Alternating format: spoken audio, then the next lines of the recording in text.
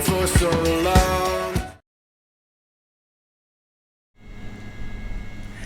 Princesos y princesas, ¿cómo están? Bienvenidos una vez más a Entre Líneas.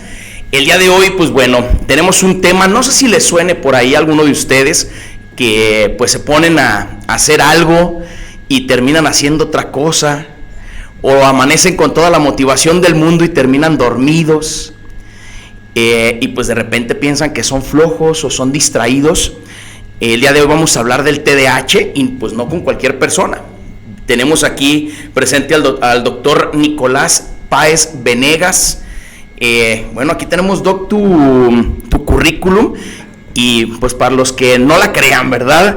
Médico cirujano por parte de la Universidad Autónoma de Nayarit, especialista en psiquiatría por parte de la Universidad de Guadalajara, maestro en psicoterapia cognitivo-conductual.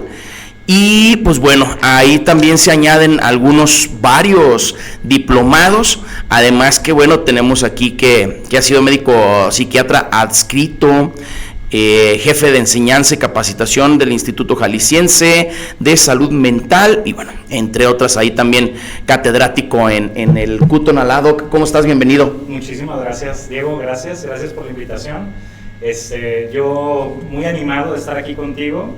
Como te decía hace unos minutos, he visto varios episodios, he visto varios de los podcasts que ya has realizado y la verdad estoy muy contento de estar aquí apoyando un poquito a la divulgación de lo que es la salud mental, que es parte de lo que hago, de mi trabajo, y me encanta. No, pues bienvenido. Se nos había negado, Doc. Ya habíamos tenido una cita, sí, que no habíamos podido, ¿verdad? Sí, es correcto. Por ahí con el tema de la operación, que tú fuiste el que me increpó. Órale, te tienes que operar. Sí, le dije yo. Sí, fui yo. Porque bueno, dicho sea de paso, el doctor Nicolás es quien me atiende, es mi psiquiatra de cabecera.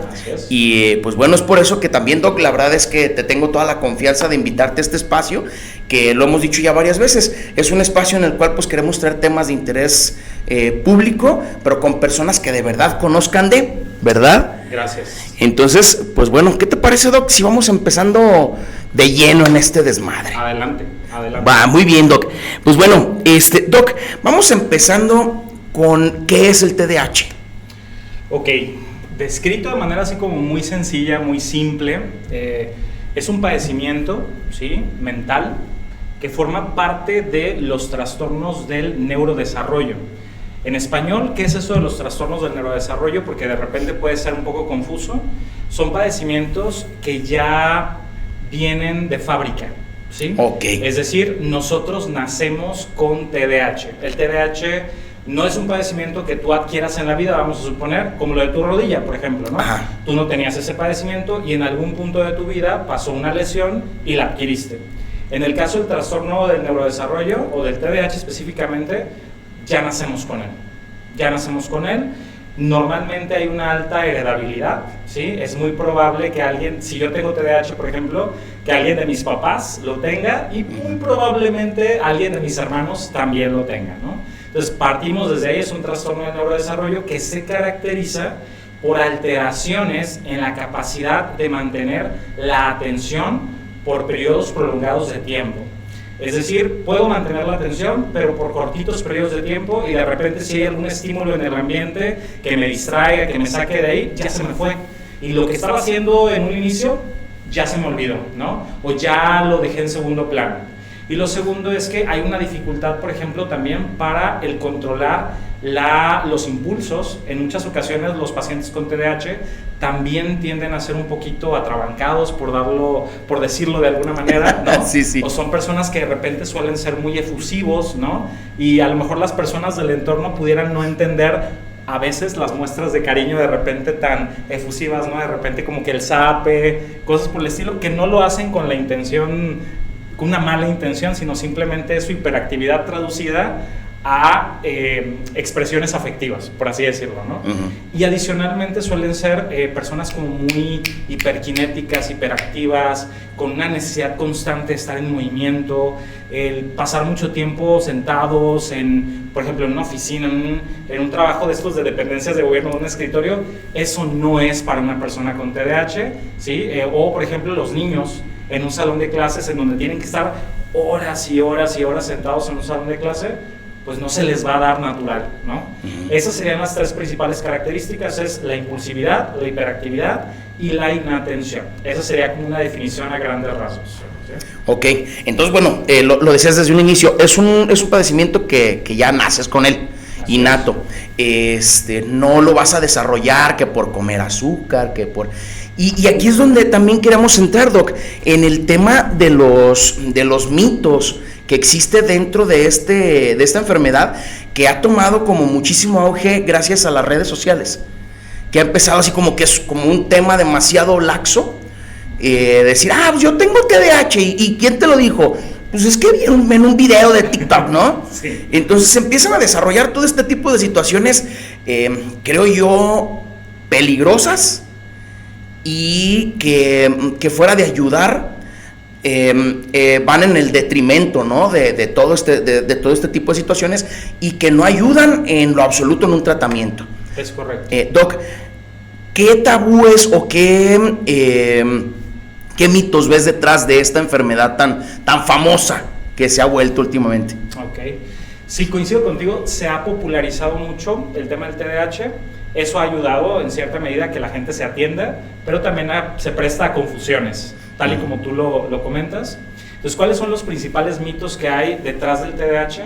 Bueno, por ejemplo, uno de los mitos más grandes que me llega, sobre todo, y esto me sorprende mucho porque a veces es incluso de personas que tienen estudios superiores o personas que incluso tienen alguna formación en salud mental, ¿sí? He llegado a escuchar este tipo de situaciones, que el TDAH no existe, por ejemplo, ¿no? Okay. Que es un invento, que hay como todo un tema del gobierno, por ejemplo, para vender medicamento a personas que no lo necesitan, ¿no? Y de repente, si uno se mete a redes sociales, sabemos que hay miles de opiniones y en muchas ocasiones el algoritmo nos llevará a encontrarnos opiniones de estas personas que dicen, es que no, no tiene ningún sentido, el TDAH no existe, simplemente es como, eres una persona alegre y te quieren medicar, cosas por el estilo, ¿no? No, realmente hay muchísima evidencia científica que se ha acumulado a lo largo de los años, desde los años 50, para poder establecer este diagnóstico, ¿sí? Y se ha hecho muchísima investigación al respecto, se han publicado guías de tratamiento, guías de intervención, se han hecho estudios neurobiológicos experimentales tanto en animales o también estudios de resonancias magnéticas funcionales, entre otros paraclínicos, para poder identificar alteraciones cerebrales propias del TDAH. Entonces, de que existe, ¿sí? Y ese es uno de los principales mitos, ¿no? No existe el TDAH. Y yo creo que el segundo sería justamente lo que mencionabas a grandes rasgos, que el TDAH se debe al consumo de ciertas sustancias, ¿sí? Por ejemplo, me ha llegado a pasar que muchos papás de adolescentes o incluso adultos mismos que llegan a la consulta conmigo, vienen y me dicen, es que yo consumí mucho azúcar de chiquito, es que yo, por ejemplo, estaba todo el día pegado a los videojuegos y creo que eso me produjo el TDAH. Como decíamos, ninguna sustancia, ningún videojuego, ninguna actividad va a generar el TDAH. El TDAH ya lo traemos de fábrica, es como ya está cableado naturalmente en nuestro cerebro, antes de nacer inclusive, y simplemente se va a manifestar al momento en que comenzamos a crecer y comenzamos a realizar actividades. Yo creo que de los mitos esos serían los principales dos. Hay muchos más, pero esos serían como los que más escucho frecuentemente. Pues yo creo que va de la mano, ¿no? con todas las teorías conspirativas que suelen suceder, ¿no? Ahí estuvo esta pandemia mundial del COVID, que a pesar de tantas personas fallecidas que tuvieron esta enfermedad, que la padecieron, y pues hay quien todavía dice que fue un invento, ¿no? Como que no las existió. Vacunas era la causa, por ejemplo. Exacto. Entonces, pues bueno, yo creo que va de la mano con todo yo creo que es una necesidad del ser humano, ¿no? De estar cuestionando absolutamente todo lo que se nos está brindando. Y ahorita lo dices tú, desde el año 50, ¿no? Que se está investigando. Lo podemos ver como que es algo nuevo, pero no. Es correcto. Ya hubo desde hace muchísimos años una o varias personas que se fijaron que es una conducta no muy natural. Así es. Y muy amplia en un sector específico de la población, ¿no? Uh-huh. O sea, muy presente y que genera disfunción, porque al final de cuentas, para poder decir que algo es un trastorno, para darle ese término de trastorno mental, es que necesita generar disfunción. Si no genera disfunción, entonces no es un trastorno, ¿sí? Ajá. La disfunción puede verse en diversas áreas de vida del individuo, por ejemplo, el área social, el área familiar, el área académica, el área romántica, el área laboral. Entonces, si el individuo no presenta disfunción, ese sería como nuestro principal factor como para decir, no, probablemente no estamos ante la presencia de un trastorno mental, pero la mayoría de los pacientes que tienen TDAH, especialmente los niños, ¿sí?, suelen generar una disfunción bastante clara, que incluso son las escuelas quienes le piden a los padres a través de un oficio que si por favor puede llevarlo a atención, porque lo más probable es que tenga TDAH. ¿Por qué? Porque no trabaja en clase, porque no hace las tareas, porque se sale del salón, porque se está jugando fútbol a la hora que están todos en matemáticas, él agarró su balón y se fue a jugar fútbol, porque ya descalabró el compañerito, o sea, cosas por el estilo, ¿no? Entonces... La vagancia. La vagancia. La vagancia. Sí. No, pues, Doc, ahora sí que te digo, ¿verdad? Tú mismo me lo detectaste a mí, entonces, pues bueno, yo creo que ejemplificarme está de más, ¿verdad? Seguimos en lo mismo, no salimos de nada si empezamos a platicar, mira, yo en este tiempo, pues no, ya es la historia es larga. Efectivamente, Doc. Entonces, bueno, Doc, el ver esos reels y autodetectarte, ¿no? Como mucha gente lo hace, ¿no? Oye, nosotros que tenemos farmacia, un ejemplo, ¿no? Llega la persona y te dice, oye, ¿me puedes dar ampicilina? Sí, señora. ¿Para qué la necesito? Es que me duele la muela. Ajá. Ah, chinga, pero pues no tiene nada que ver una cosa con la otra, ¿verdad? Entonces, es como automedicarse, ¿no? Muchas veces, Doc. El decir, yo tengo esto porque lo vi en un reel, en un esto, Doc. ¿Cree que haya algún problema de facto con estas personas? ¿O qué les podría decir a estas personas que están teniendo ese tipo de...? Qué bueno que tocas ese tema, porque es más común de lo que te imaginas. Justo hace como probablemente un mes y medio me llegó un paciente que ya estaba automedicándose para TDAH, por ejemplo, ¿no? Ok. ¿Y por qué? Porque él justo notaba que le costaba más trabajo poner atención, le costaba mucho trabajo, su trabajo es muy administrativo, entonces hacer ciertos escritos o ciertas tablas de Excel, y se le iban números, se le iban datos, cosas por el estilo. Y ya le digo, ok, ¿cuánto tiempo, por ejemplo, tiene esta situación? Me dice, pues yo creo que tendrá 6 meses.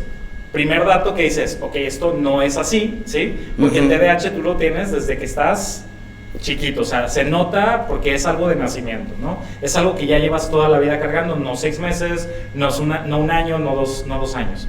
Entonces, ¿qué sucedió? Indagando un poquito más, pude observar que lo que traía el paciente eran 2 cosas, sintomatología depresiva y sintomatología de ansiedad. Resulta, Diego, que la sintomatología depresiva, por solamente tener depresión, genera alteraciones atencionales, ¿sí? Que muchas personas pudieran interpretar como TDAH si no conocen el contexto, si no tienen todos los datos a la mano, si no han sido evaluados por un profesional. Se puede confundir, ¿sí?, la gimnasia con la magnesia, ¿no? Sí, sí. O sea, no es lo mismo, pueden tener áreas o puntos en común, pero eso no significa que sean lo mismo y que requieran el mismo tratamiento.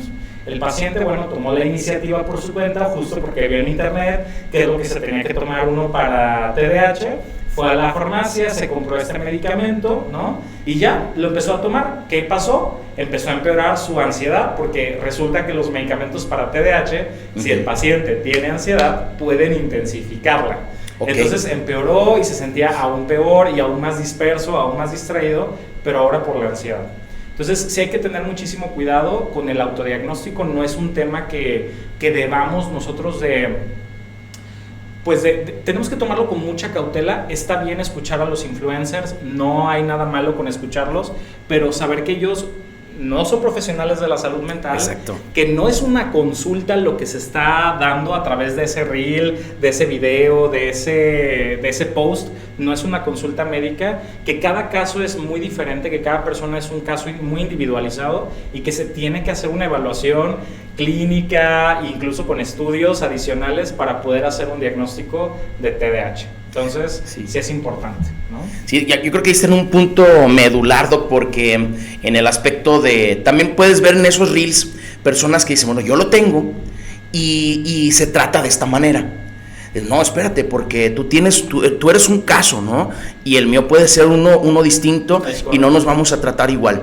Yo puedo aparecer, y es por eso que sí, muchas veces, si yo vengo, señores, y les estoy hablando de un tema el cual no tengo un papelito que me avale, pues ahora sí que ignórame. Simple y sencillamente a lo mejor agarra lo que te sirve y lo que no, deséchalo y ve con un profesional que de verdad te diga qué es lo que tienes y cómo lo tienes que tratar. Así de fácil y sencillo. Sí, o sea, yo creo que está bien como que ellos sean divulgadores de la salud mental, eso yo no le veo ningún problema. Si en ti se genera a través de ver un reel o a través de ver un video la duda genuina de a lo mejor lo tengo, ok, que eso sea como el momento en el que tú tomes la decisión para irte a atender con un verdadero profesional. O sea, a lo mejor escuchar al influencer, saber que eso no es una consulta, saber que eso no es una atención médica, saber que eso no es una atención psicológica. Si te queda la duda, ve con un profesional. Si el profesional te lo descarta, entonces significa que no iba por ahí, ¿no? Sí. Punto. Así de fácil. Muy bien. Doc, ahorita hablamos, por ejemplo, del tema de esa persona que presentaba como signos como de distracción, que él los tomó como si fuesen TDAH. Entonces hablamos que la distracción no va de la mano de repente con esto, o no por ser distraído tienes TDAH. ¿Cuál sería la manera de diferenciar el uno del otro? De la distracción a la persona que sí es TDAHosa, como les dice, ¿no? Okay. Primero, lo que decíamos, o sea, la persona que tiene TDAH viene batallando con esto desde etapas muy primarias de su vida.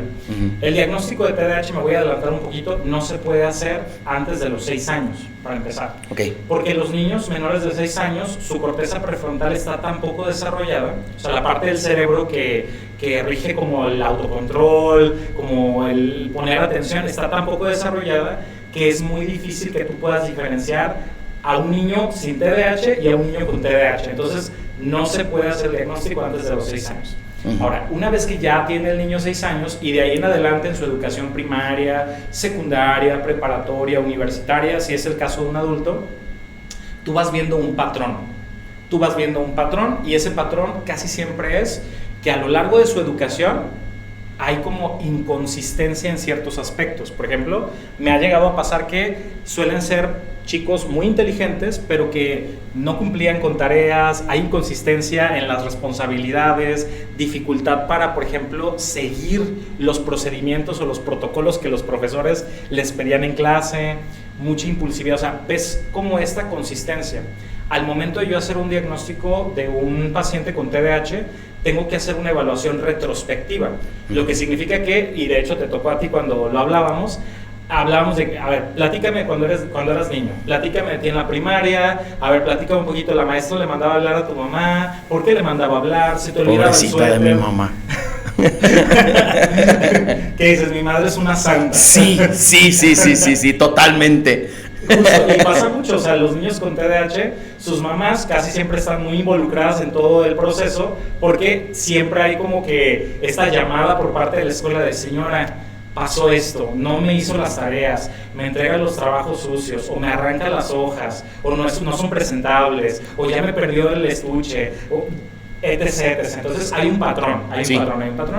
Ahora, la distracción, como tú dices, distracción no significa tener TDAH. ¿Sí? Yo puedo estar muy distraído por muchas razones que no están relacionadas a un trastorno. Por ejemplo, si yo te dormí mal, ¿cómo crees que voy a estar al día siguiente en mi capacidad de mantener atención y seguirle la onda a los pacientes? ¿Tú cómo crees que voy a andar? Nula. Claro, o sea, voy a andar así como de agarrando pedacitos de información, pero no voy a estar concentrado al 100% en la consulta, ¿no? Ahora, por ejemplo, ese es uno de los factores. Si yo no duermo bien, probablemente a los días siguientes voy a estar distraído. Si tenemos una persona con insomnio, entonces ese insomnio está alterando la atención y eso es lo que está provocando ese posible TDAH que no lo es, ¿sí? Otra cosa, por ejemplo, vamos a suponer que yo tomo, que eso es bien común, me automedico. Y me automedico con una sustancia que la audiencia, la gente lo va a reconocer ahorita que lo diga, van a decir, sí, eso yo lo he escuchado, con clonazepam, por ejemplo. Tomo clonazepam, o mi mamá toma clonazepam, o la tía toma clonazepam, ¿no? Entonces, o alprazolam o alguno de estos medicamentos, yo me automedico, resulta que ese medicamento a la larga altera la capacidad de poner atención, de mantenerme concentrado y de tener una buena retención de memoria. Entonces, después de ciertos años de uso, ya entonces vamos a tener el efecto crónico del uso de los medicamentos, sí. Y ese es mi TDAH, que no es TDAH, simplemente es el efecto crónico del uso de una benzodiazepina, de un fármaco, exactamente, ¿no? Hay otra cosa que puede generar distracción, por darte un ejemplo, y es el ser ansioso, ¿sí? Personas que tienen una ansiedad muy fuerte, que incluso pueden ya tener un trastorno de ansiedad, su mente va como a 10,000 kilómetros por hora y todo el tiempo están pensando un montón de cosas, ¿sí? Los pacientes con ansiedad generalizada o trastorno de pánico, están todo el tiempo piense y piense y piense. Difícilmente una persona con ese nivel de carga mental va a poder concentrarse bien en alguna cosa, ¿sí? Les va a costar mucho trabajo. O sea, hay muchos factores, quiero dar a entender, que te pueden generar distracción y que no necesariamente significa que tienes TDAH. No todo se medica, muchas veces es resolver el factor causal y ya entonces se va a esa inatención o esa distracción, por ejemplo. ¿Va? Ok, sí, bueno, en el ejemplo propio, yo acudí contigo por ansiedad. Es correcto. Y terminé sí con ansiedad, pero también con el TDAH. Y honestamente se los digo, señoras y señores, a todos los que están viendo este podcast, me ha resultado muy benéfico el hecho de ir con una persona que me sepa orientar, que me sepa medicar, para poder tener una vida un poco más común, ¿no? Vaya, que pueda ser más funcional. Eso. Me ha resultado bastante. Doc, ahorita ya hablamos de cómo percibimos o cómo vemos de fuera una persona con TDAH, ¿no? Pero hablabas desde un inicio que es como un tema de cableado, vamos a ponerlo en esas palabras, de cableado en el cerebro, ¿no? ¿Qué es lo que pasa en el cerebro de una persona con TDAH? Ok. Voy a tratar de ser lo más simple posible porque normalmente para esto suelo tener a mi disposición como una diapositiva o algo en clases con mis alumnos, pero lo voy a tratar de decir lo más sencillo. Es un tema, quiero dejar algo muy claro, no es una alteración de que haya partes del cerebro diferentes, no es un tema anatómico, es decir, no es como que haya un área que se infartó o que se alteró, que se echó a perder, no va por ahí. Es un tema más de la neuroquímica cerebral. Okay. Nuestras neuronas se comunican a través de química. Es decir, estas sustancias químicas a través de las cuales se comunican las neuronas se llaman neurotransmisores, ¿sí? Y tenemos varios tipos de neurotransmisores en el cerebro que se llaman serotonina, dopamina, noradrenalina, glutamato, ácido gamma-aminobutírico, un montón, ¿no? Ahora, si está todo funcionando bien la comunicación, no hay TDAH. Pero ¿qué pasa en el TDAH? Hay una alteración en cómo se están comunicando las neuronas utilizando esos neurotransmisores. Le voy a poner un ejemplo como con una situación de ritmo. Por ejemplo, si tengo dos neurotransmisores que son los principalmente implicados en el TDAH, que es dopamina y noradrenalina. Esos son los dos más importantes en el TDAH. En una persona normal, las neuronas están liberando dopamina y liberando noradrenalina en el siguiente ritmo. Por ejemplo, así como... Es un ritmo constante, ¿sí? Y esto genera que siempre haya una cantidad buena de de noradrenalina y de dopamina en la hendidura sináptica, que es una parte del cerebro, ¿no? Siempre hay una buena cantidad. Si hay una buena cantidad, todo funciona bien. La atención funciona bien, la memoria funciona bien, el control de impulsos funciona bien. Pero ¿qué pasa si yo tengo una neurona que libera dopamina y noradrenalina con el siguiente ritmo, por ejemplo?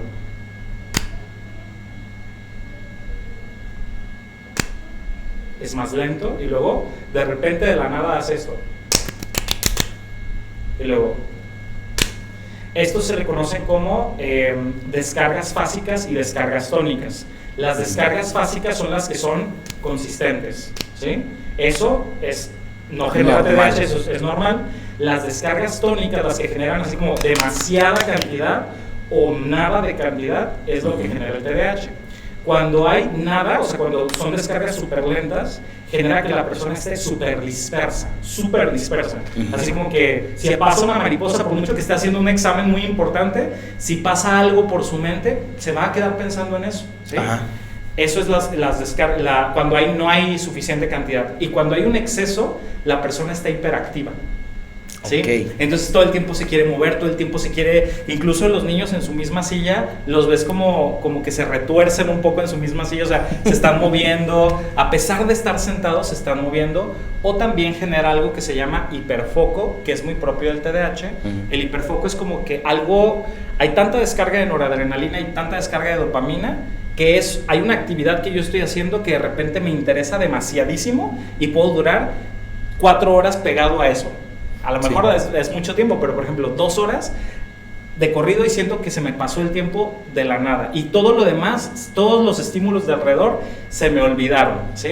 Esos hiperfocos no son muy seguidos, ¿sí me explico? Pero cuando pasan, las personas con TDAH lo sienten como un oasis porque dicen, ay, qué padre, me pude concentrar padrísimo con lo que nunca había podido hacer antes, lo pude hacer. Pero son escasos y son en situaciones muy puntuales. El resto del tiempo se la pasan hiperactivos y el resto del tiempo se la pasan dispersos. Esa sería como la neurobiología del TDAH, es dopamina, noradrenalina en cantidades irregulares. Entonces, ¿qué hace el medicamento? La idea es regular esa frecuencia de liberación de dopamina y de noradrenalina. ¿No? Ok. No, pues bastante interesante, Doc. Si es de repente el hecho entra yo creo esto en los tabúes de decir, voy con un psiquiatra es porque estoy loquito, ¿no? O estoy tontito. Que sí, que mi cerebro no está funcionando de una manera correcta o nos falta algo. Y muchas veces es simple y sencillamente regular algún proceso químico, como lo explicabas ahorita, para lograr que esa persona interesada tenga esa normalidad, porque yo creo que nadie somos normales si no entras como que dentro de un espectro, así un estándar que dices, bueno, así como que es lo regularcito y esto es así como que un pico alto, ¿no? Estos güeyes están medio raros, hay que ayudarlos, ¿verdad? Doc, entonces todo esto que ha estado platicando, ¿cómo lo veríamos, por ejemplo, en una persona con TDAH ya en una vida diaria? ¿Cuáles son las afecciones que podríamos tener en la escuela, con las relaciones interpersonales? Lo decías, por ejemplo, también con las relaciones amorosas, también puede afectar. Sí. ¿Cuáles son las afecciones que puede tener una persona con este tipo de afección? Ok, voy a dividirlo en dos, la respuesta. Uno es en niños y otro es en adultos. Perfecto. Dejo en claro que yo soy psiquiatra de adultos, ¿sí? Pero en mi formación como especialista nos dan formación de psiquiatría infantil. Aunque yo no atiendo niños, realmente sí me tocó ver niños en mi formación profesional bastante tiempo, como unos 8 meses. Entonces tengo ahí como un bagaje bastante bueno en ese sentido. Entonces vamos a empezar con los niños. ¿En qué les puede afectar a los niños? Hay un montón de cosas. Por ejemplo, una de las cosas que es bien frecuente es el desempeño académico, ¿sí? Los niños con TDAH, no todos, pero una vasta mayoría, sí suelen tener un muy pobre desempeño académico. Y quiero dejarlo muy en claro a la audiencia, el TDAH no significa falta de inteligencia. Son cosas bien diferentes. La inteligencia es una cosa y la capacidad de mantener la atención es otra cosa completamente diferente. No es lo mismo. Yo puedo tener un niño muy inteligente, pero si su capacidad de poner atención y de regular su comportamiento no le ayuda, pues por muy inteligente que sea, va a disfuncionar y va a generar un caos en su salón y lo van a regañar y lo van a reportar y van a hablarle a su mamá las miles de veces que le tengan que hablar. Entonces, dejemos eso en claro. ¿Qué pasa con esos niños? Suelen tener promedios académicos muy bajos, suelen tener rezago académico. ¿Por qué? Porque como se les dificulta mantenerse atentos a una lectura, mantenerse atentos a hacer un proyecto, mantenerse atentos a lo que dice la maestra, mantenerse atentos a una explicación, pues claro que no están aprendiendo, ¿sí? No están aprendiendo. ¿Y qué pasa? Llegan a un 4º año, a un 5º año en donde las cosas se complican más, ¿sí? Y entonces yo no tengo las bases, trueno todo, repruebo todo, a veces repito el año, que eso es muy doloroso para un niño, Sí. ¿sí? Es algo muy, muy doloroso, es muy cruento. Entonces, eso, la disfunción académica. Lo segundo es que casi siempre ese niño, sobre todo en familias que no tienen mucho bagaje en la salud mental, suelen ser catalogados como el burrito o la burrita, o el niño que, y esas palabras no me gustan, pero tengo que decirlas porque pues es un término que sí está ahí, o sea, sí existe en la sociedad.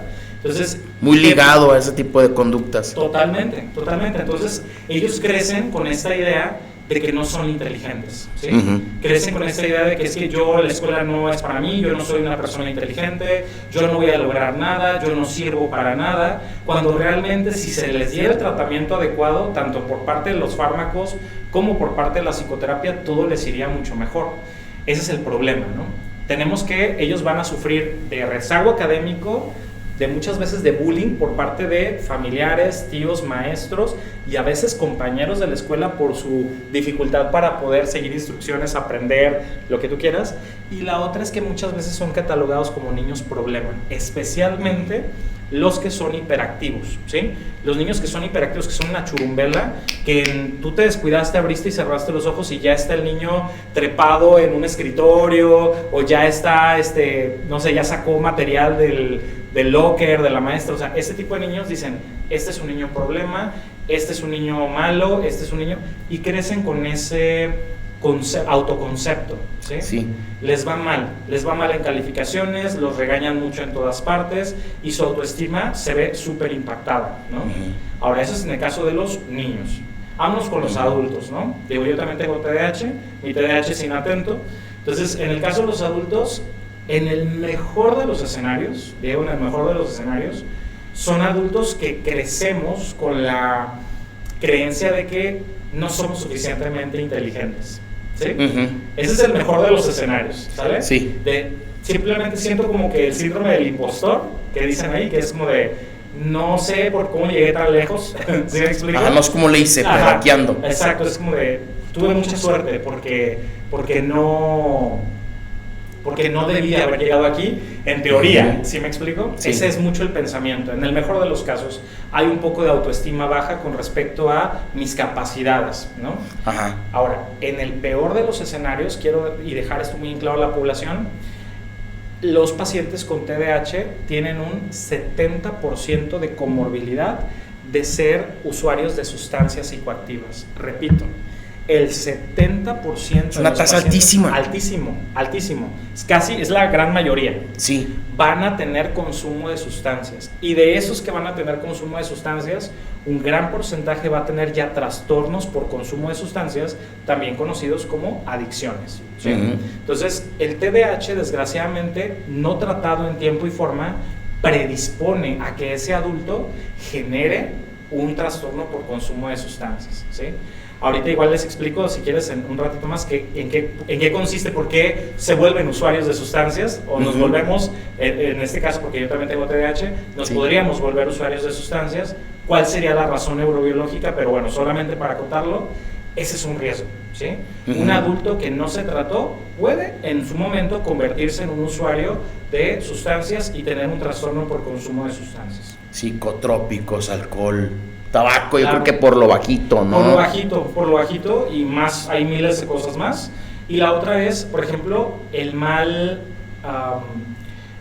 funcionamiento de la vida cotidiana. En el adulto, tú sabes que el adulto, a diferencia de un niño, pues tiene más cosas, cosas en el aire, tienes que barajear o balancear muchas esferas de vida y mucha información de manera muy rápida. Sí. Y entonces, ¿qué pasa con un adulto que tiene TDAH, que nunca se lo trató? Suele compensarlo de cierta manera, pero suele disfuncionar.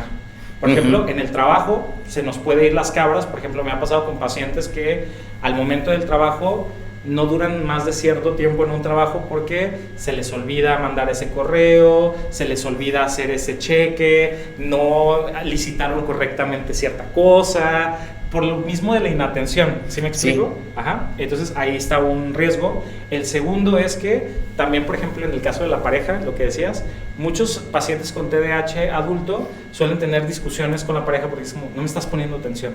te estoy hablando y no me estás poniendo, Sí. es como, ¿qué acabas de decir? Te lo acabo de decir hace 5 minutos, ¿no? Entonces también es un problema en el tema de la casa, por ejemplo, Sí. ¿no? Oye, ¿vamos a ir a dónde? ¿A dónde? ¿De qué Pues es que hablas? te dije que íbamos a ir con mi mamá, no me dijiste. Sí. O por ejemplo, el pasaporte. Me pasó que un paciente así como que llegó a la cita Ujú. sin el pasaporte, por Bueno. ejemplo. O sea, cosas así, cosas como se te olvidan las llaves adentro del coche, o sea, te retrasa en tiempos, te genera como dificultades al momento de poder hacer tu vida de manera adecuada. Ujú. Y es entonces cuando vemos que decimos, ahí es una bandera roja que creo que necesita tratamiento, ¿no? Ok, no, pues sí son bastantes situaciones negativas en las que nos podemos ver envueltos las personas que contamos con este padecimiento, Doc. Lo decías, por ejemplo, en los niños. Un niño como que se extrapolariza, ¿no? Porque bien puede ser el niño que recibe bullying, Así es. o bien puede ser el niño que lo provoca, ¿no? Es el bullying. Ajá. Sí, que es el niño, como tú lo decías, el niño problema. Así es. Y muchas veces el no detectarlo es darle, yo creo que más carga mental a ese niño, porque estás encima de él, ya sea para bien o para mal, ¿no? Claro. De que el niño, pues ahora sí como en mis tiempos, vaya, vamos a sonar así como si fuéramos bien ancianos, ¿no? En nuestros tiempos. En nuestros tiempos, el niño que mandaban al rincón, ¿no? O que sacaban del salón porque no estaba poniendo atención, o que lo mandaban a la dirección, o ya el caso, pues entre comillas más extremo de, como lo mencionabas, ¿no? Recadito y tráeme a tu mamá mañana porque tengo que hablar con ella, porque no dejas de platicar, no dejas de jugar. En mi caso me sucedía, ¿no? Llegaban los días de entregas de calificaciones y, señora, su hijo es muy inteligente, todo me hace, pero no deja de platicar, no deja de estar jugando con el compañero. Y llegaba a mi casa y si había una celebración porque mis calificaciones eran altas, pero también era el jalón de orejas, decir, oye, pues ya cállate, ya plácate, me dijo la maestra, perdón, que bla, bla, bla, bla, bla. Así es. Y también llegó una etapa en la que yo tengo el tema de la hiperactividad, pues de que era un desastre y no me aguantaban. Y tuve pues lo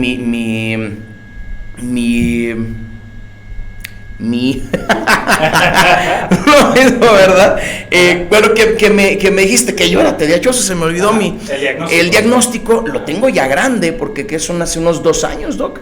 Justo, no tiene mucho tiempo que realmente lo detectamos tal cual. Ajá, soy una persona de 36 años, o sea que viví 34 años bajo este espectro que no sabía por qué. Y esto, déjame decirte que es extremadamente común. Yo veo adultos, como les decía, y muchos adultos llegan a consulta y es como de, pues es que siempre me ha pasado esto, y ya como que le rasca uno y dices, ya te caché, ¿no? Ya encontré de dónde es esto, ¿sí? Sí. Entonces, a nosotros no nos tocó, por ejemplo, que fuera tan popular este tema, ni que los psicólogos de la escuela, ni que hubiera a veces psicólogos en la escuela. No, y eran balines, la verdad, sí lo sabía. Sí, o sea, aparte, ¿no? A lo mejor no estaban capacitados para poderlo detectar. Entonces no nos tocó a nosotros un diagnóstico. Ahorita, con toda la información que hay, con todo lo que hay de movimiento pro salud mental, creo que es una excelente oportunidad para los padres, para hacer la detección temprana de niños con TDAH, para, por ejemplo, si yo tengo un sobrino, si yo tengo un familiar que esté pequeño, pues ahorita es cuando, ¿sí? O sea, llevarlo con un profesional, que lo evalúen. Si no tiene TDAH, pues no lo tiene y se hará una evaluación diferente o se dará un tratamiento diferente, pero ¿qué tal si sí? Y le podemos hacer va a ser una gran ayuda para su vida, para su secundaria, su prepa, su universidad y lo que quiera hacer adelante. Sí, en su vida, ¿no? le vas a aligerar la carga en bastantes aspectos. También ya como adulto, pues yo se lo decía, por ejemplo, a Rosy, mi esposa, yo soy un pésimo empleado, le decía, soy malísimo como empleado. Entonces, ¿qué tengo que hacer? Pues bueno, yo veo para poner mi negocio y yo llevar mis finanzas y hacer las cosas como yo crea que es lo mejor posible, porque como empleado, hijo de su madre, era puros problemas. Entonces pues no sabía por qué. Entonces sí es el tema de una detección temprana, importantísimo. Olvidarnos que esto es un tema de moda. No es un tema de moda, es una afección real que está afectando a muchísimas personas. Claro. Muchísimas personas. Doc, pues siguiendo a las personas que digan, oye, pues a mí me está sonando bastante familiar, ¿verdad? A ver, como que se les esté moviendo por ahí algo. ¿Cuáles son las señales de alerta para sospechar del TDAH? Que digas, caray, si ya me está brincando demasiado esto. Ok. Por ejemplo, en el caso de los niños, ¿no? Por ejemplo, si yo soy papá de un niño y digo, ¿qué onda aquí? ¿Qué está pasando, no? Por ejemplo, tengo un niño que tiene constantes llamadas de atención por parte de la profesora o el profesor, ¿sí? Por varios motivos, pero sí hay como esta constante de que hay autoridades escolares o por ejemplo la maestra del catecismo, o sea, sobre todo personas que se dedican como a la enseñanza, que están en contacto con niños, si hay constante de, señora, fíjese que su hijo, fíjese que esto, si es frecuente, si es constante, si es consistente, ahí hay que tomarlo como un vamos a checarlo, ¿no? Cosa número 2, por ejemplo, el desempeño académico.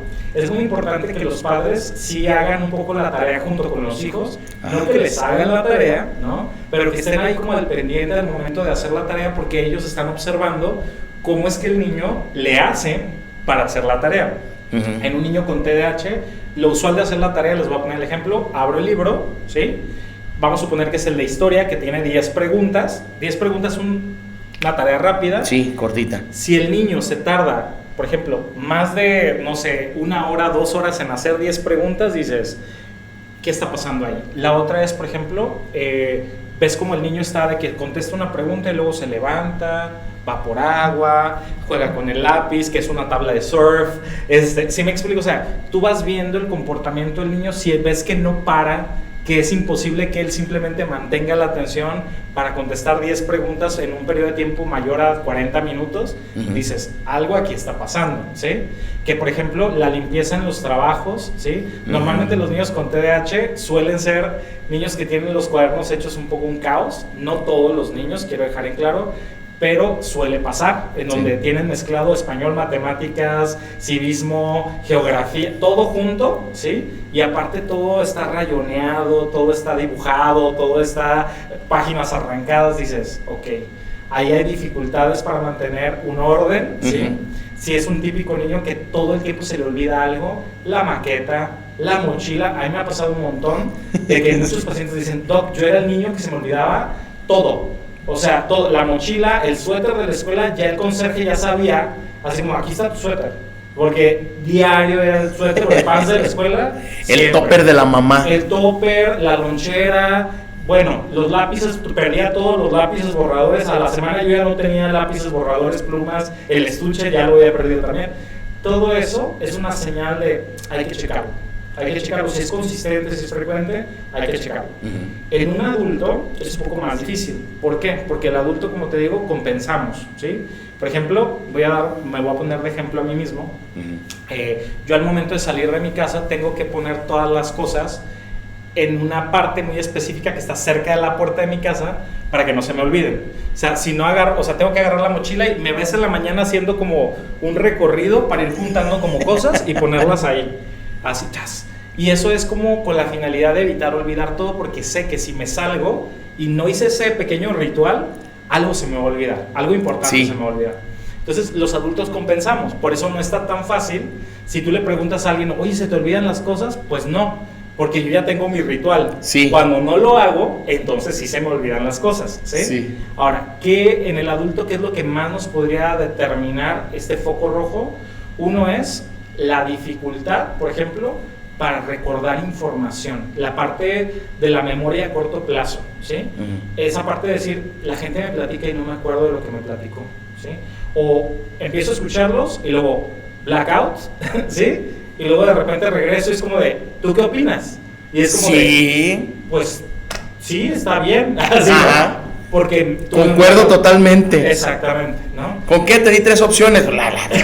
La primera. Sí, claro. Y eso es muy vergonzoso a veces porque pues cuando es con alguien de confianza dices, bueno, no pasa nada, pero cuando es en un puesto de trabajo o con un directivo o algo así dices, ¿qué onda? O sea, se fueron las cabras. Exactamente. Entonces, eso es uno de los principales red flags, de decir, el tema de la memoria a corto plazo es muy malo.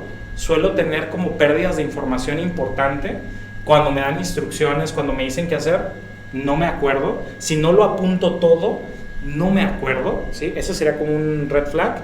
Y el segundo es, creo que sería principalmente la parte de el postergar. El adulto con TDAH suele ser procrastinador, ¿sí? Es decir, sé que tengo que hacer esto, ¿sí? Y yo sé que es la fecha límite para hacerlo, pero ahorita, y mejor me sigo viendo el celular. O sea, prefiero como placer momentáneo, en este caso ver un reel, ¿sí? Ajá. En lugar de esta actividad que sé que me va a llevar tiempo y que tener que ponerle atención y que me cuesta, como me cuesta trabajo, la postergo. ¿Sí me explico? Y lo postergo, y al rato ya postergué 3 pagos, entonces ya me cobraron 3 penalizaciones, y ya postergué hacer no sé qué, y ya me cortaron el agua, y ya me cortaron la luz, y, o sea, y ya lidio con las consecuencias de mi mala organización, ¿no? Entonces ese sería un segundo red flag en el caso de los adultos, que hay que estar atentos, ¿no? Y si hay consumo de sustancias también, en el caso de adultos con consumo de sustancias, por ejemplo, mucho tabaquismo, sobre todo el tabaco es muy frecuente. Segundo, por ejemplo, el alcohol, muy frecuente. Y también, por ejemplo, otro tipo de sustancias como cannabis o ya incluso drogas de corte más sintético, también podría ser, hay que checar TDAH. Ok. ¿Va? O sea, aquí ahorita me suena, Doc, por lo que estás mencionando. Lo mencionaba yo hace un momento de las teorías conspirativas, ¿no? Somos muy conspiranoicos los humanos. Oh, sí. Y ahorita últimamente mucho suena a él. Es que la maestra le tiene idea a mi hijo. No, güey, no le tiene idea. Es que tu hijo de verdad es un desmadre a lo mejor, ¿no? Pues está pasando por todas las instrucciones y no agarra ni una, ¿no? Exacto. O sea, entonces, y sí me ha tocado porque, bueno, tengo ahí lo de la academia de béisbol y de repente la liga. Y me toca platicar con diferentes personas. Y de repente me dicen, no, es que fíjate, Diego, que la maestra de fulanito, de fulanita, me lo trae de bajada. sí. Me lo trae de bajada. Y me habla, no, yo ya voy y le digo y la peleo y no sé qué y no sé cuánto.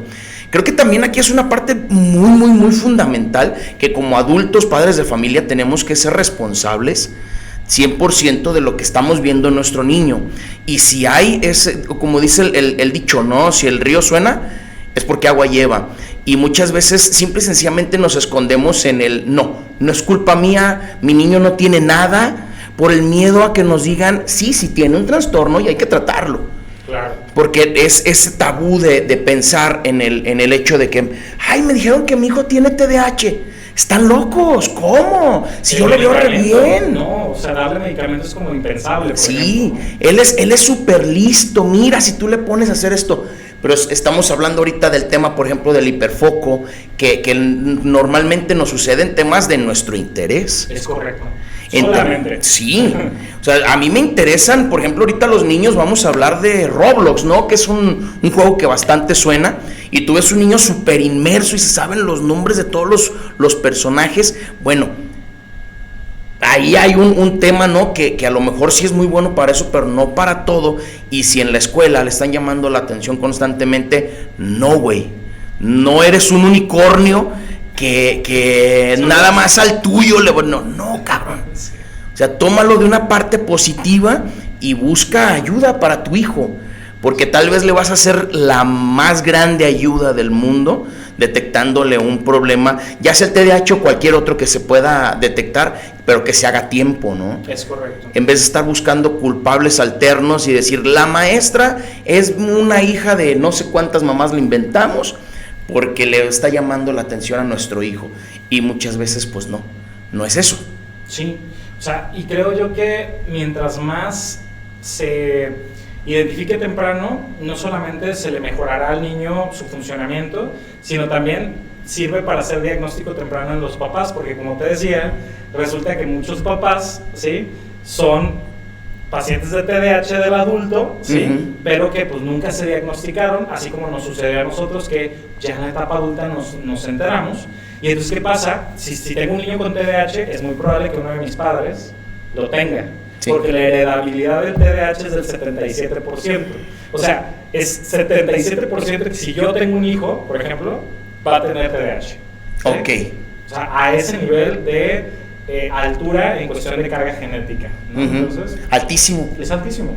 Altísimo. Así como lo que decías, que el 70% de las personas tienen esa tendencia a consumir Sustancias. alguna sustancia, ahí también ojo, ¿verdad? Es correcto. Porque muchas veces por ahí aquí en Tonalá ronda una historia de unos hermanos que la mamá los vio a una temprana edad, muy temprana edad, los vio fumando cigarro.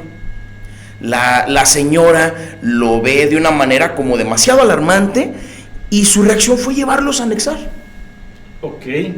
Los llevó a anexar, entonces los metes a un mundo en el que no, es terrible, en el que no debe estar un niño de esa edad. Entonces los niños crecen con un odio hacia la madre, porque en el lugar de verdad conocieron las drogas. Es correcto. Ahí de verdad conocieron las drogas y a su corta edad, sin saber qué estaban haciendo, pues bueno, se convierten en personas adictas totalmente a los enervantes. Entonces, muchas veces las reacciones que tenemos o son muy, muy, muy fuertes, o a veces son, pues, ignorar el problema, ¿no? Sí, o sea, sí tenemos que hacer ahí algo al respecto. Justo estos podcasts son de gran ayuda para que se pueda alguien a lo mejor sentir identificado, se atienda, ¿no? O Sí. algún papá, alguna mamá o alguien que tenga algún sobrinito pequeño, decir, esto tal vez podría ser una opción, vamos a checarlo y vamos a ver qué está pasando por aquí, ¿no? Sí, Doc, ya hablando específicamente de un mal diagnóstico que más que nada se da en lo personal, como lo decíamos, ¿qué peligros podemos encontrar en una práctica como tal? ¿En qué sentido? En un mal diagnóstico en general. Okay. Ahorita lo decías, por ejemplo, en el automedicarse, Ya. que encontramos, a lo mejor que lo empeoramos, el problema. Síntomas. ¿Qué otro tipo de problemáticas podemos encontrar en un autodiagnosticarse, vaya? Pues, por ejemplo, me ha pasado que no solamente está que se automedican, sino que al momento de tener el diagnóstico o de autodiagnosticarse, por así decirlo, aunque no sea el caso, ¿sí?, se empieza a justificar un montón de cosas, ¿sí?, debido a este presunto diagnóstico que yo ya tengo. Te voy a dar un ejemplo. O sea, por ejemplo, si yo digo que es que yo tengo TDAH y soy muy distraído, entonces ya no hago nada con mi sueño que tengo súper mal. ¿Sí me explico? O sea, mi sueño que estoy súper mal en eso, que no duermo bien, que me despierto toda la noche.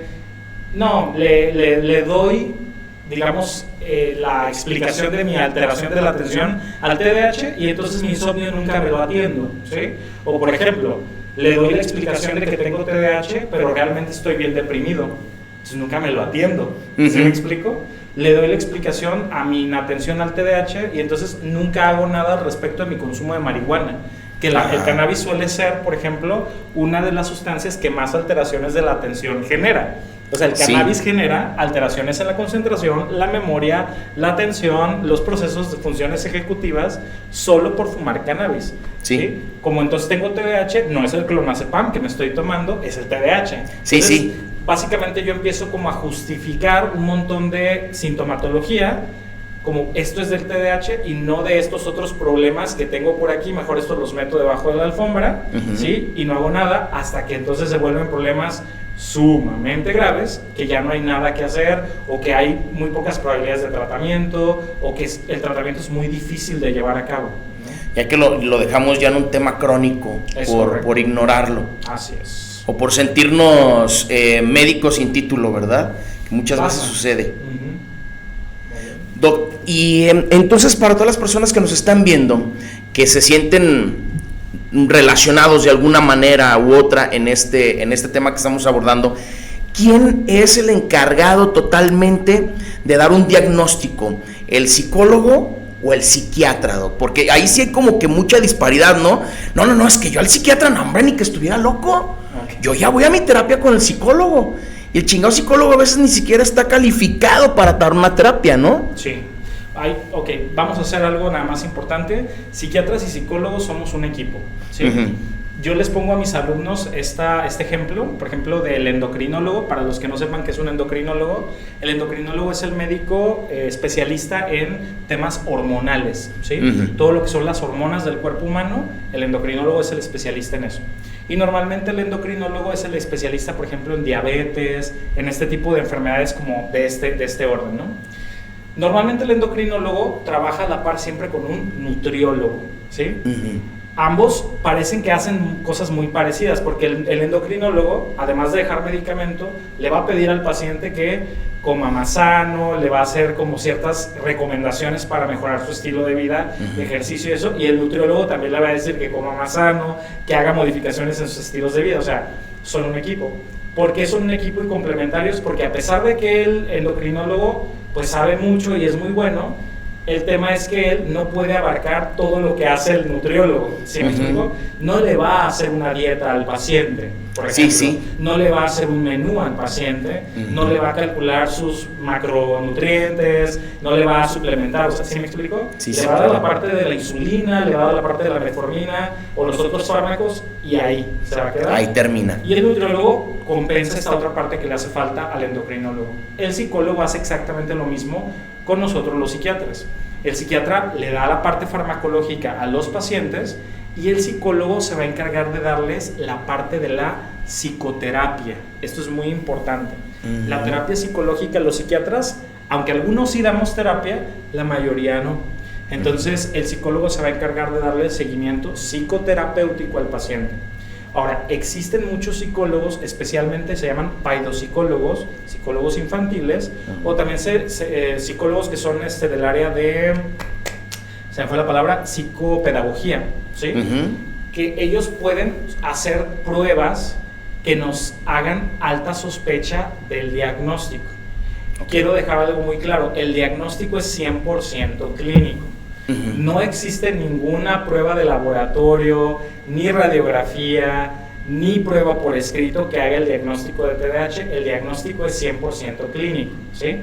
Entonces, el diagnóstico lo puede sospechar psicología, derivar a psiquiatría, ¿sí? Y normalmente en psiquiatría podemos apoyarnos de pruebas neuropsicológicas más la clínica para hacer el diagnóstico de TDAH, ¿sí? Esa sería lo más común en hacer. ¿Quién lleva la batuta del diagnóstico? Ambos, ¿sí? Porque casi siempre no llegan a psiquiatría, siempre llegan a psicología. Es como un filtro, ¿no? Es correcto, y psicología entonces los deriva, habiendo hecho unas pruebas, habiendo detectado cierta sintomatología, nos lo deriva correctamente para que nosotros hagamos una última evaluación y con eso decir si ocupa tratamiento, si tiene el diagnóstico, comenzamos. ¿Va? Entonces no se trata de que psicología versus psiquiatría, al contrario, se trata de que somos un equipo, ¿sí? Y la idea es trabajar en conjunto para darle seguimiento al paciente. Inclusive ese paciente va a tener que seguir yendo a psicología, o sea, no se va a quedar sin la psicóloga o el psicólogo, va a seguir yendo, ¿va? Y lo otro que me preguntabas, que se me fue la onda, TDAH. Pues estamos ya los dos. Era del tema del diagnóstico. Bueno, igual continuamos nada más sobre la línea de muchas personas pueden llegar a tener como esta duda de qué pruebas hago para saber si tengo TDAH o no. No existe estudio de sangre, por ejemplo, que te diga, tienes tanto TDAH en la sangre, no existe tal cosa, ni si te hago una resonancia magnética, si yo te la mando a hacer, es para descartar otras cosas, no para detectar el TDAH ahí, ¿sí? Entonces sí es muy importante nada más que si el psiquiatra manda a hacer pruebas, es más bien para descartar otras cosas que pudieran ser la causa de esa inatención. Te voy a poner un ejemplo. Me pasó una paciente, esta es una paciente, una mujer joven, en sus 30s, y de repente, pero ella me dice de varios años de problemas de inatención, como de dificultades para mantener la concentración, para la memoria, y le digo, ok, historia clínica, ¿tu mamá, tu papá, alguien padece alguna enfermedad? Sí, mi mamá padece hipotiroidismo, problema de la tiroides. Ok. ¿Y quién más? ¿Alguien más de tu familia? Sí, tengo una tía por parte de mi mamá que padece hipotiroidismo. Y tengo una prima que también padece hipotiroidismo. Y yo, ok. Entonces vamos a hacerte un estudio de la tiroides y resulta que tenía hipotiroidismo. Le dejamos levotiroxina, bueno, la mandé con el endocrinólogo para que le diera levotiroxina, adiós TDAH. ¿Sí me explico? Se le acabó. Porque realmente no era un TDAH, era un problema de hipotiroidismo de varios años de evolución que nunca se había diagnosticado. Entonces, si nosotros solicitamos estudios de laboratorio, que yo le pedí un perfil tiroideo, es para descartar otras cosas que pudieran generar sintomatología similar al TDAH. Ya que descarte cualquier otra cosa y el paciente tiene la clínica y se le hicieron pruebas neuropsicológicas y hacen match, ya tenemos el diagnóstico. ¿No? Y por lo tanto, Doc, una solución, ¿no? Al problema que presente la persona. Correcto. Ahí va mi siguiente pregunta, Doc. Para lo que es el TDAH, ¿existe cura o solamente se regula el problema? Okay. ¿Y cuáles son las maneras para poder llegar a ello? Claro, justo, como tal una cura no, porque ya el cableado está así de fábrica. Ya salimos defectuosos. O sea, ya hay un tema de que los neurotransmisores van a estar un poco desregulados por naturaleza. No podemos hacer nada, son genes, los genes no los podemos cambiar, ¿no? Sí. Ya es demasiado tarde. Pero lo que sí podemos hacer es identificar, tratar. Y el tratamiento por cuánto tiempo es realmente indefinido. Hay pacientes a los que yo les he suspendido el tratamiento farmacológico porque, ahí te va, como te dije, el adulto compensa. Nosotros los adultos compensamos, o sea, tenemos nuestras estrategias como para que las cabras no se nos vayan, por así decirlo. Entonces muchos adultos, ya con sus estrategias que ellos ya generaron, es suficiente para que puedan funcionar bien. ¿Sí me explico? Ahora, hay adultos que no, y esos van a seguir tomando tratamiento de manera indefinida. Ahora, tenemos el caso de un adulto que con sus estrategias funciona bien, pero resulta que entró a estudiar un doctorado. Y el doctorado es una situación en donde hay demasiada demanda a nivel mental. O sea, va a tener que hacer ensayos en la madrugada, va a tener que leer toneladas y toneladas. Entonces, como la demanda, se llama demanda cognitiva, como la demanda aumentó, entonces sus estrategias ya no son suficientes para compensar esa demanda y es necesario iniciar el tratamiento. Termina el doctorado y a lo mejor ya podemos quitarle el tratamiento. Ok. Es una ayuda momentánea para poder lograr ciertas... Una fase de tu vida. Ajá. Ok, también ahí es importante tener este tipo de diagnóstico para poder abordar las etapas que vayamos pasando en nuestra vida diaria. Interesante, fíjate, Doc, esa sí no me la sabía. Esa no la vi venir. Pues sí, porque también habemos otros que el doctor nos da medicamento y no nos lo tomamos, ¿verdad? Ya hablamos de eso. Ya hablaremos ya después en la terapia pagada, porque ahorita esta es gratis. Esto es informativo. Efectivamente, Doc. Y por ejemplo, he escuchado mucho que el ejercicio es una parte fundamental para poder tratar este tipo de padecimientos. Bien, súper buena pregunta. Ahí te va. El tema es que el TDAH tiene tratamiento farmacológico y no farmacológico. ¿Sí? Okay. El tratamiento farmacológico, ya dijimos, medicamentos, ¿no? Que tienen ciertos nombres, por ejemplo, atomoxetina, metilfenidato, lisdexanfetamina, etcétera, bupropión. Pero la parte no farmacológica es igual de importante. Si yo tengo un niño hiperactivo o tengo un adulto hiperactivo, por ejemplo, lo ideal es que esa hiperactividad esté canalizada en algo, ¿sí? Entonces, normalmente los niños hiperactivos, te lo voy a poner un ejemplo, son niños que constantemente se están accidentando porque son muy vagos. Y no son vagos porque son malosos, ¿sí? Son malos, vagos porque están como buscando en qué me voy a entretener ahorita. Es como de, ay, mira esa puerta, ¿dónde lleva? ¿Sí? Esa puerta se ve como que nadie la abre, pues que vamos a buscarle, ¿no? Mira esos cajones, ¿qué tendrán? ¿Sí? O sea, hay como esta curiosidad y esta hiperactividad de todo el tiempo estar buscando, hurgando, jalando, pisando, ¿sí me explico? Entonces se meten a veces en situaciones que los llevan a darse un golpe, darse un moquetazo, etcétera, etcétera, ¿no? Entonces, si yo tengo un niño de esas características, hay que derivarlo inmediatamente a una actividad deportiva de un alto rendimiento. De hecho, los pacientes con TDAH de tipo hiperactivo, los que son especialmente de tipo hiperactivo, suelen tener muy buen rendimiento en los deportes y destacan en actividades deportivas. ¿Por qué? Porque ellos tienen ese extra, ¿sí me explico? Esa hiperactividad les da esa garra extra para poder, no sé, meter ese último gol, ¿sí? Esforzarse ese adicional, por ejemplo, ¿no? Y que a lo mejor otra persona no podría naturalmente, ¿no? Sí. Si tú lo llevas, se cansa el niño, la hiperactividad baja y entonces ya en casa es significativamente menor esa cantidad de andar hurgando, andar yendo, andar pisando, andar buscando, baja mucho, ¿sí? Su impulsividad se controla bastante bien con la actividad deportiva. Entonces, niño con TDAH hiperactivo o mixto, porque también hay mixtos, inatento más hiperactivo, actividad deportiva sí o sí. Adulto hiperactivo, yo he visto mucho adulto hiperactivo, por ejemplo, que dice, Doc, me siento ansioso, y no es ansiedad.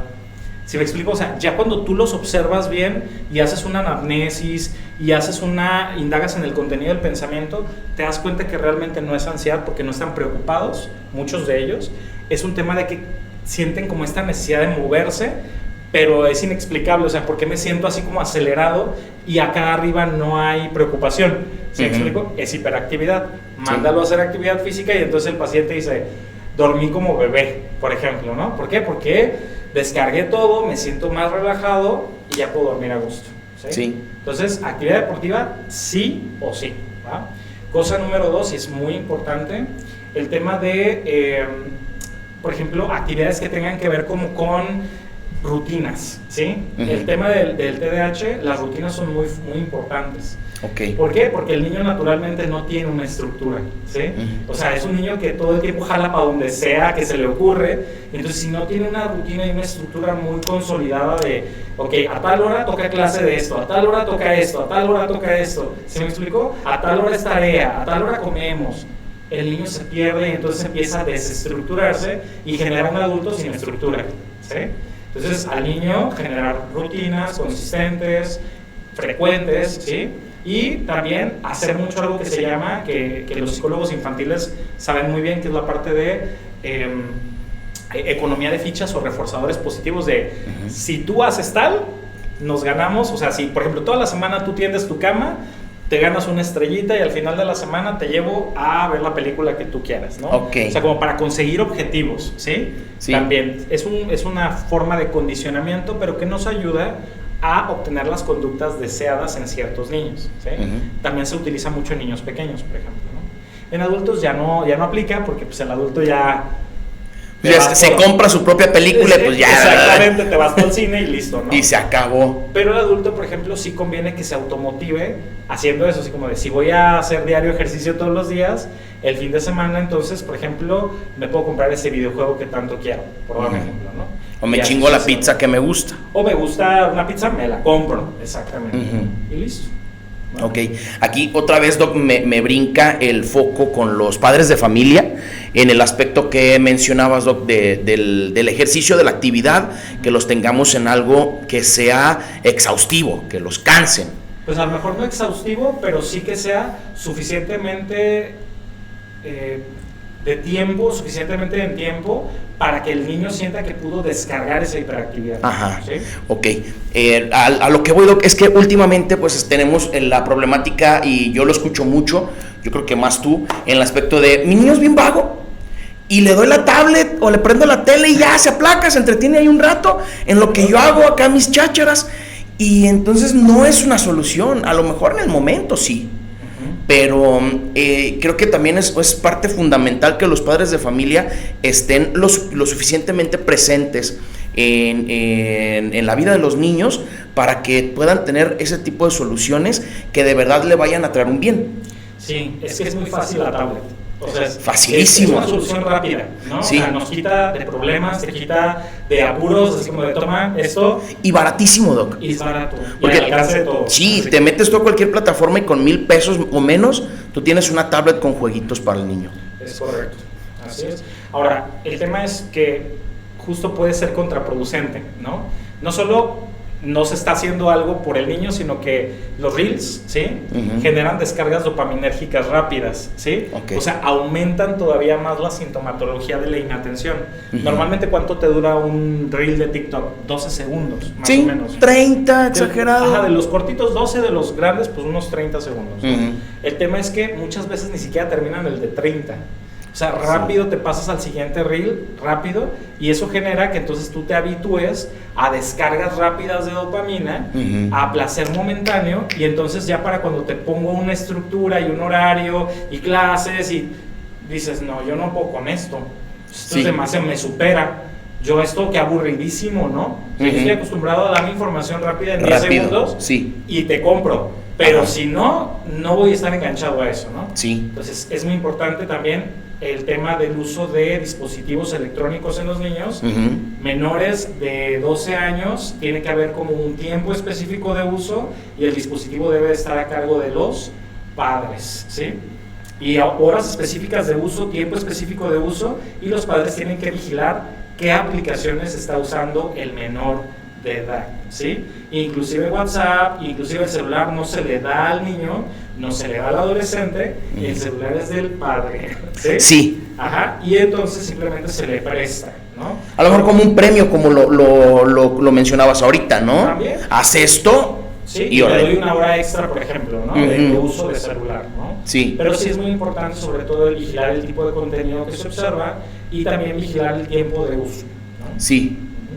Sí, ahorita mencionabas varias cosas y hasta mi esposa acá, Rosy, me estaba echando unos ojos de mira. Y es que es una realidad total. No, los estudios no llegan a conclusiones nada más porque sí. Son conductas que son constantes en las personas y se llega a estas conclusiones, ¿no? Sí. Mi esposa, muchas veces que nos ponemos a ver el teléfono juntos, ¡ay no! Me desespera porque tú no me dejas ver ni un video completo. Sí, o sea, yo escucho así como que ya lo que me interesó y sí me interesó. O sea, en los 5 segundos sabes si ya te interesó o no, Sí. y ya le cambiaste, ¿no? Exacto. Pero no te quedas, ya no te quedas a verlo completamente. Sí, igual una película, no sé si te pasa, Doc, pero yo prefiero 1000 veces ver las películas que ya he visto 10,000 veces, porque ya sé que me interesan, a ver una nueva y a ver si me capta en los primeros minutos. Si no me captura en los primeros minutos, ya no la vi. Sí. Ya no la vi o no le puse atención. Y eso es muy propio del TDAH, o sea, esa sensación como de, ya me aburrió. Ujú. ¿Sí me explico? Por ejemplo, todavía a lo mejor esa película pudiera tener una parte muy buena, pero ya ves que hay películas que tienen como un inicio medio aburridón, Sí. y ya en cierto momento de la película empieza a generarse lo interesante y El dices, clímax. "Ay, qué padre que me quedé", pero como no alcanzo a llegar ahí, ¿sí me explico? Porque ya me aburrió, Ujú. ya me nefació, Sí. ya no hay dopamina, no me está descargando dopamina, ¿sí me explico? Ujú. Entonces, bye. Sí, y si la estás viendo en tu casa, pues es la clásica que tiene la televisión prendida y el teléfono, ¿no? Claro. Dándole, porque aquello ya no te llamó la atención. Y entonces necesito la dopamina de aquí Ujú. para poder seguir acá un rato y a ver si se pone interesante la película en algún momento. Sí. Si esto ocurre en los adultos, que ya lo decías tú, creamos cierta sistematización para que nuestro cerebro pueda estar un poquito más enfocado, ¿qué puede suceder con un niño, no? Y aparte con todo lo que ven, que mencionabas ahorita correctamente, me parece a mí que es un punto fundamental, el ver el contenido que el niño está observando. Porque muchas veces son contenidos con colores que los llenan, los sobresaturan de colores, de brillos, de esto, del otro, y aparte informaciones que también no son muy... No son apropiadas no para son la edad. apropiadas. Ajá. Así es. Entonces sí hay que estar muy al pendiente. ChatGPT ahorita le puedes preguntar lo que sea. Entonces de repente también se generan conversaciones con la inteligencia artificial. O sea, hay todo un tema. La inteligencia artificial abrió todo un tema del cual no voy a meterme en esas honduras. Ujú. Pero sí tienes que estar al pendiente de qué tipo de información le pregunta el niño a la inteligencia, qué tipo de conversaciones tiene por WhatsApp con sus amigos, Sí. qué tipo de páginas visita. Todo eso hay que estar al pendiente. Sí. Doc, a todas las personas que se sientan identificadas con esta plática que hemos llevado, ¿qué les podrías decir que pueden hacer de una manera inmediata para tomar cartas en el asunto sobre esta sospecha que ellos pues han generado? Claro. En el caso de ser un niño en el que se sospeche TDAH o que la escuela le haya pedido a los papás de necesitamos que se estudie al niño, o sea, para saber si tiene o no tiene TDAH, en esos casos hay que referirlo a un servicio de paidopsiquiatría, ¿sí? Existen varios servicios de psiquiatría infantil, paidopsiquiatría, psiquiatría infantil, es lo mismo. Uh-huh. Hay uno ahí en el Salme, hay en el Hospital Civil Fray Antonio Alcalde, que es el Hospital Civil Viejo, ¿no? Uh-huh. Ahí son dos servicios, y también hay en algunas de las clínicas del IMSS, si hay adscripción a las clínicas del IMSS también. O por lo particular, también buscar algún psiquiatra para que se evalúe al menor de edad y se determine si hay o no hay TDAH. En el caso de que sí lo haya, lo ideal es iniciarle tratamiento tanto farmacológico como no farmacológico, y normalmente los psiquiatras infantiles suelen derivar a psicólogos que se dedican a niños. ¿Sí me explico? Para que ellos les lleven el seguimiento en ese sentido, ¿va? O sea, normalmente siempre trabajamos en equipo. Psiquiatría y psicología siempre somos una línea. Y en el caso de un adulto que dice, o sea, me sonó, me sonó esto que dijeron, ok, acercarse a un servicio de salud mental con algún psiquiatra, insisto, si no tienen manera de poder ahorita llegar con un particular, no pasa nada, existen buenos servicios de salud, de atención de salud mental, Salme, si tienen ISSSTE, o el Hospital Civil Viejo, para solicitar una cita de psiquiatría y solicitar valoración para ver si tengo o no tengo TDAH, ¿va? Ya en el caso de que sí, iniciar tratamiento. Ok. ¿Va? Entonces eso se puede hacer de manera inmediata, Sí. No es algo que tenga que tomar procesos o procedimientos larguísimos, ¿verdad? En instituciones de salud pública, por ejemplo en el IMSS, sí tienen un procedimiento que es, primero vas con tu médico familiar, le dices tu inquietud, que tienes esta sospecha. Exacto, y entonces ya el médico familiar te hace la cita a psiquiatría, tarda un poquito, la verdad es que cada clínica tiene sus tiempos, pero bueno, al menos no dejarlo en saco roto, tener la cita y ya cuando llegue, ver si me hacen el diagnóstico o no, por ejemplo. Y ya en Salme, por ejemplo, hay citas más rápido de primera vez, se pueden obtener citas más como en una semana, por ejemplo, los pacientes de primera vez, y igual en el Hospital Civil más o menos igual citas de primera vez, 1, 2, 3 semanas más o menos. Ok. Doc, yo creo que también se despierta en los adultos una parte bastante preocupante en el decir, oye, puedo tener TDAH, y porque estoy viendo mi pasado laboral, ¿no? Que no ha sido muy exitoso. ¿Existe la posibilidad de una persona con TDAH y que tenga a la par éxito laboral? Sí, muchísimo. Por ejemplo, te voy a poner un ejemplo de un paciente que dice, de estos muchos, de estos muchos casos, pero solo porque es ahorita el que más llegó a mi mente de pronto. Y es un paciente que llega conmigo no porque le esté yendo mal, sino porque él quiere mejorar su capacidad de mantener la atención. Es un paciente que trabaja en cuestiones de informática, ¿sí? Y le va muy bien, le pagan muy bien. En la carrera a lo mejor no le fue mega bien en cuestión como de calificaciones, pero es de los más fregones, o sea, es de los que más resuelve, es una persona que realmente si tú le pones un código a armar, te lo hace, ¿sí? O sea, en ese sentido él ve cómo le hace, pero te lo hace, ¿sí? Y él dice, Doc, yo lo que quiero es dejar de procrastinar, porque termino haciendo todo el último día, lo hago bien, me felicitan siempre termino rindiendo todo bien, pero yo quisiera poder hacerlo pronto y poder hacer otras cosas, quisiera poderme estudiar un diplomado en un idioma, quisiera, ¿sí me explico? Y no lo logro. No le está yendo mal, le pagan muy bien, está en una empresa en donde realmente tiene un puesto bastante bueno, la empresa es muy reconocida, éxito profesional ya lo tiene, no tiene que buscar más, ¿sí? Sí. Económicamente está muy bien, muy estable.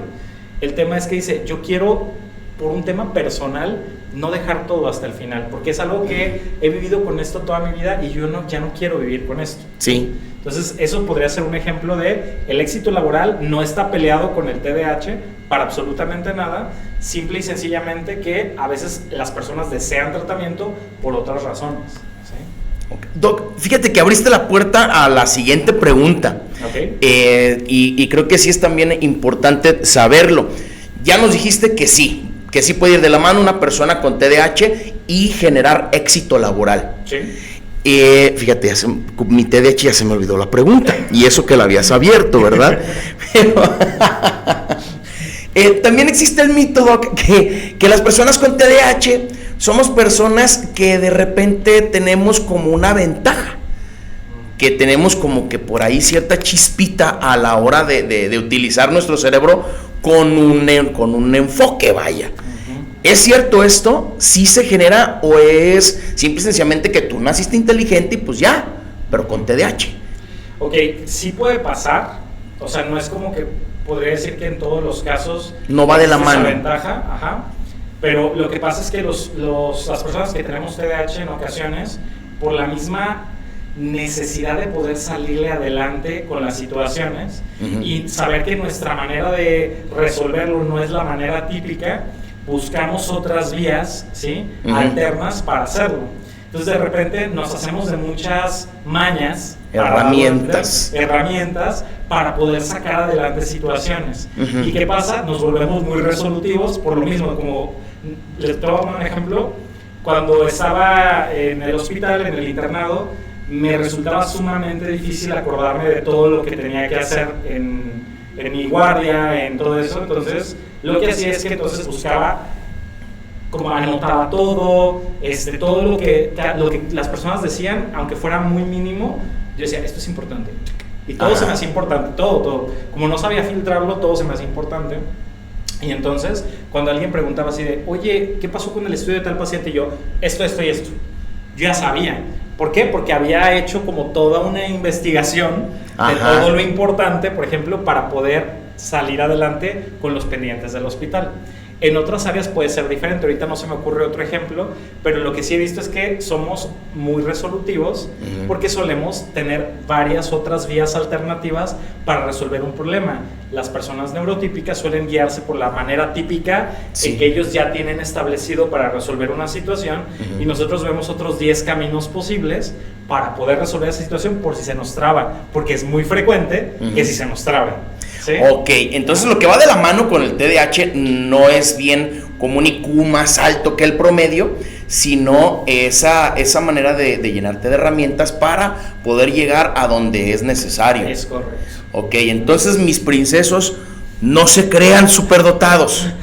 No se crean superdotados, son normalitos, nada más pues le rascan poquito más, ¿verdad? Sí. Porque es lo que nos pide el cerebrito y ya. Y le salimos, exactamente, Doc. Pues bueno, Doc, ya para ir cerrando el programa, ¿qué mensaje importante le darías a toda esta comunidad de personas que los que ya estamos diagnosticados y los que estamos por? ¿Qué mensaje importante les darías? Yo creo que lo que más me parece relevante es, si nosotros tenemos la sospecha de que hay alguna posibilidad de tener TDAH, esa sospecha puede haber llegado por este podcast, o porque ya desde hace tiempo ya había visto yo a algún psicólogo, algún terapeuta, o porque alguien ya me lo había hecho saber, hacia amigos conocidos, de, oye, creo, si existe la genuina sospecha, no se pierde absolutamente nada con ir a una consulta para una evaluación psiquiátrica. Sí es importante que desestigmaticemos la palabra psiquiatría. Nadie tiene estigmatizada la palabra cardiología, por ejemplo. Exacto. Ni la palabra, por ejemplo, pediatría. Nadie tiene un estigma de eso. La psiquiatría es simplemente otra área de la medicina que se encarga del estudio de la mente y el tratamiento de los trastornos mentales. Entonces, ir al psiquiatra no significa nada que estás mal, significa que estás cuidando tu salud mental, así como cuando voy con el cardiólogo para ver que todo esté bien con mi corazón, o voy con el pediatra para ver que todo esté bien en el crecimiento de mi hijo. La misma situación es, voy con el psiquiatra para ver que todo esté en orden en cuestión de salud mental, en mi caso. Y ya si el psiquiatra dice no hay TDAH, se debe a otra cosa, bueno, pues entonces ya sabemos que no va por ahí y habrá que abordar esa otra cosa que me está generando inatención, ¿no? Entonces ese sería el consejo principal: no tengan miedo, desestigmaticemos un poquito esa parte de ir al psiquiatra, vayan a consulta si hay la sospecha, y qué tal si sí lo hay, pues se inicia tratamiento. En el mejor de los casos se inicia tratamiento, en el peor de los casos no tienen TDAH y entonces no se va a iniciar tratamiento, punto. Se acabó. Así es. Sí, y ahorita hablando específicamente de este problema, pero también lo decías hace un momento, Doc, trastornos de sueño, presiones, todo este tipo de situaciones que con una consulta pueden ellos saber por qué y cómo solucionar un montón de problemas, simple y sencillamente quitándonos ese tabú de que un psiquiatra es exclusivamente para personas que están fuera de sí, por no decirlo de otra manera. Claro. No es así.